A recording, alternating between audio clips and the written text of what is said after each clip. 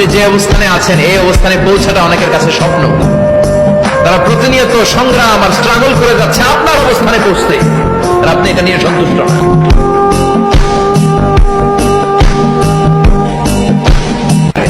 আপনি যে অবস্থানে আছেন এই অবস্থানে পৌঁছাটা অনেকের কাছে স্বপ্ন। তারা প্রতিনিয়ত সংগ্রাম আর স্ট্রাগল করে যাচ্ছে আপনার অবস্থানে পৌঁছতে, আর আপনি এটা নিয়ে সন্তুষ্ট না।